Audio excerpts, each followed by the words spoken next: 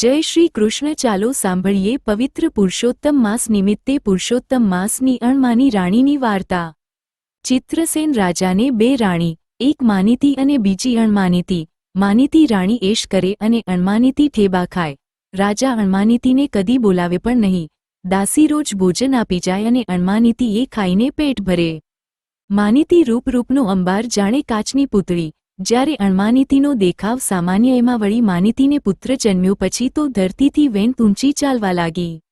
એમ કરતા પાવન પુરુષોત્તમ માસ આવ્યો. અણમાનીતીએ વ્રત લીધું, રોજ નદીએ નહાવા જાય, વાર્તા સાંભળે. આ જોઈને માનીતીના પેટમાં તેલ રેડાય. એણે વ્રત તોડાવવા માટે એંટું ભોજન મોકલવા માંડ્યું, પણ અણમાનીતી સમજી ગઈ. તરત એણે ઉપવાસ શરૂ કરી દીધા. ઝેરીલા સ્વભાવની માનીતી રાણીએ રાજાના કાન ભંભેર્યા કે તમને મારી નાખવા માટે આ ચૂડેલ આવા વ્રત કરે છે. તમે મરો તો એના પિયરિયાને રાજ મળે. રાજાએ રોષે ભરાઈને અણમાનીતીને કાઢી મૂકી. બિચારી અણમાનીતી તો રડતી કકળતી ચાલી નીકળી.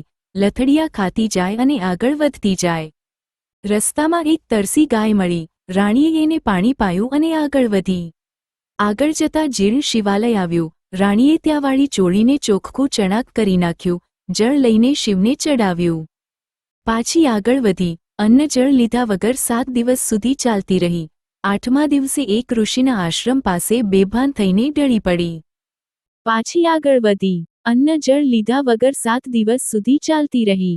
8મા દિવસે એક ઋષિના આશ્રમ પાસે બેભાન થઈને ઢળી પડી. ઋષિ દયાળુ હતા. રાણીને ભાનમાં લાવ્યા પછી બોલ્યા, હે દેવી, તે પૂર્ણ શ્રદ્ધાભાવે પુરુષોત્તમ પ્રભુને સેવ્યા છે, તેથી તારો જન્મ સાર્થક થઈ ગયો.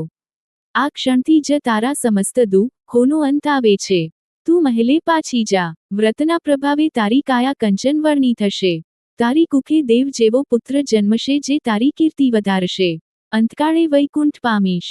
રાણી પાછી ફરી. રસ્તામાં પેલા બે નાગ મળ્યા. રાણીને બહેન કહીને બોલાવી અને ધનના 7 ગાડા આપ્યા. આગળ જતા શિવાલય આવ્યું. શિવજીએ પ્રસાદ આપ્યો.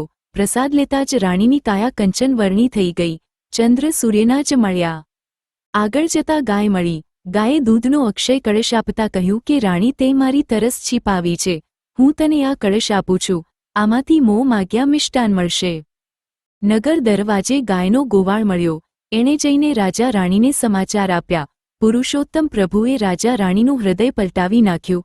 રાણીના વાજતે ગાજતે સામૈયા થયા. સમય જતાં રાણીએ પુત્રને જન્મ આપ્યો. જીવનભર સુખ ભોગવીને રાણી અંતકાળે સદેહે સ્વર્ગે ગઈ. હે પૂર્ણ પુરુષોત્તમ પ્રભુ, તમે જેવા અણમાનીતી રાણીને ફળ્યા એવા સૌને ફળજો.